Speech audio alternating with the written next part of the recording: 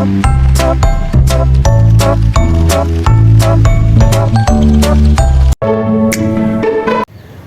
Arba'in Nawawi pertama. Setiap amal tergantung niatnya.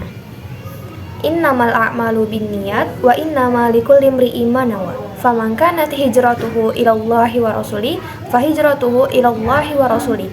Wa man kanat hijratuhu lidunya yusibuha aw imra'atin yankihuha fahijratuhu ila ma hajara ilaihi. Artinya, sesungguhnya segala amal perbuatan itu tergantung pada niatnya. Dan sesungguhnya bagi setiap orang akan dibalas berdasarkan apa yang diniatkannya. Barang siapa yang hijrahnya karena ingin mendapatkan keridhaan Allah dan Rasul-Nya, maka hijrahnya kepada keridhaan Allah dan Rasul-Nya. Dan barang siapa yang hijrahnya karena dunia yang dikehendakinya atau karena wanita yang ia ingin nikahi, maka hijrahnya akan bernilai sebagaimana yang diniatkannya. Hadis riwayat Bukhari dan Muslim. Penjelasan hadis yang pertama, syarat niat. Ulama sepakat bahwa perbuatan seorang mukmin tidak akan diterima dan tidak akan mendapat pahala kecuali jika diiringi dengan niat. Dalam ibadah inti seperti sholat, haji, puasa, niat merupakan rukun.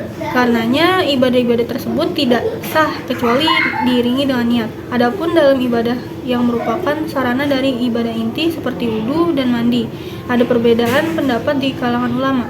Mazhab Hanafi menyebutkan bahwa niat merupakan penyempurna untuk mendapatkan pahala, sedangkan mazhab Syafi'i dan ulama lain menyebutkan bahwa niat merupakan syarat sahnya sebuah ibadah.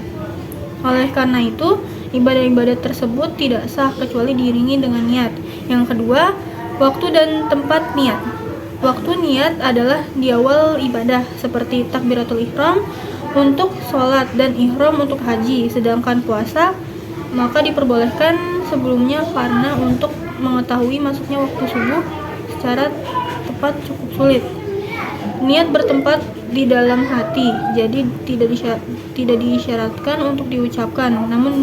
Namun demikian boleh saja diucapkan untuk membantu konsentrasi hati. Juga disyaratkan menentukan secara tepat ibadah yang hendak dilakukan. Jadi tidak cukup hanya dengan berniat untuk melakukan sholat secara umum, namun harus ditentukan sholat zuhur atau asar atau lainnya. Lalu penjelasan yang ketiga, keharusan hijrah. Hijrah dari negeri kafir ke negeri Islam adalah wajib bagi seorang muslim jika ia tidak bisa melakukan ajaran Islam dengan terang-terangan.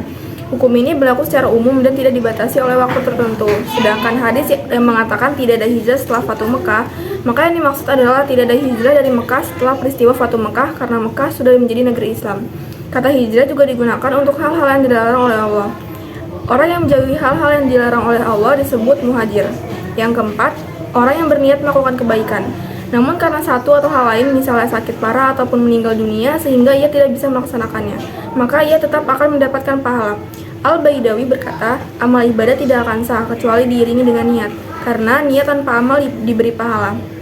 Sementara amal tanpa niat adalah sia-sia. Perumpamaan niat bagi amal ibarat ruh bagi jasad. Jasad tidak akan berfungsi jika tanpa ruh, dan ruh tidak akan tampak jika terpisah dari jasad.